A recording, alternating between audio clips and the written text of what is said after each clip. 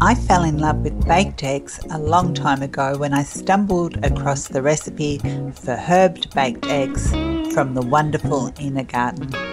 Since then, I've perfected my own technique, and while I love Ina's recipe, it's a bit more fussy, putting the eggs in and out of the oven under the grill.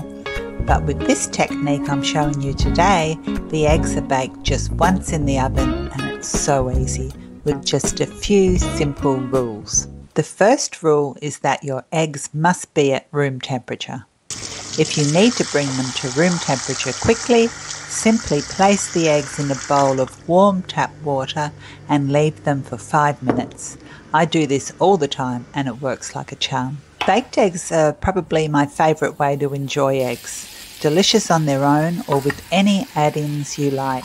Let's start with the add-ins I use today. First, I take a mushroom, chop it finely, then add it to a preheated pan with a little butter. Fry over high heat for 2 to 3 minutes, stirring often until the mushrooms show some colour and haven't released any liquid yet. In the same pan, add just a little more butter, then toss in a handful of spinach, and over a high heat, it wilts down in under 30 seconds. I haven't added any background music today because if you happen to hear some noise, that's just Mike out there with the whippersnipper. Real life, right? Next, I'm using a rasher of bacon cut small and a few slices of chorizo, also cut into small pieces. Both of these ingredients contain enough fat so you won't need to add any butter or oil. Just fry them over a high heat for 3 to 4 minutes until they change colour and release their fat. Now time to put everything together. First of all, preheat your oven to 170 degrees Celsius, conventional oven, no fan. Place a tray in the oven that you'll later put the ramekins on so it gets nice and hot. The second rule, grease your ramekins well with butter. You could also use oil, but I prefer the taste of butter.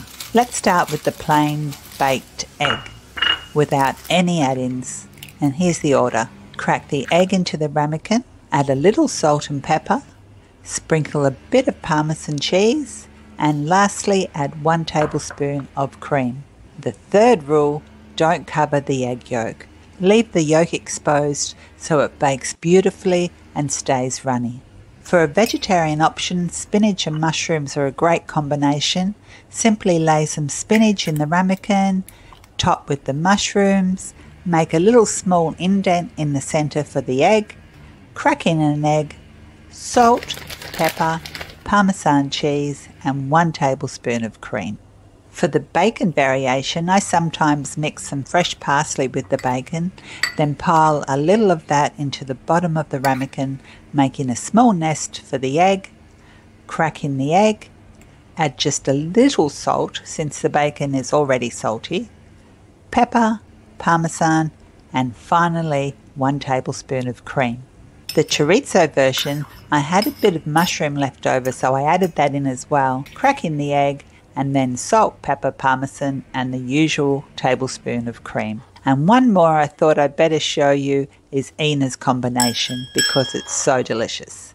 Simply place about 2 tablespoons of fresh parsley into a small bowl along with half a teaspoon of minced fresh garlic and a very scant 1/4 teaspoon of dried thyme and rosemary, or half a teaspoon of fresh thyme and rosemary if you have them. Mix well, and this is enough mixture for between 3 to 4 baked eggs. Crack the egg into the ramekin, add a little salt and pepper, sprinkle on the herb mixture, add a sprinkle of Parmesan, and finish with 1 tablespoon of cream.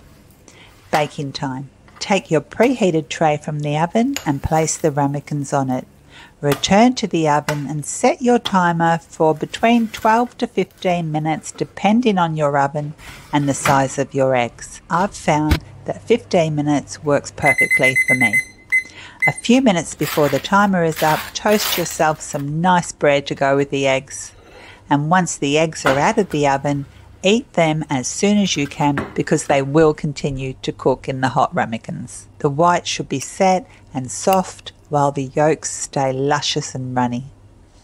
I quickly snapped a few photos and then Mike and I devoured them all. Just delicious. Thank you so much for watching, and I hope to see you again soon. If you do try this recipe, let me know what add-ins you used in the comments below.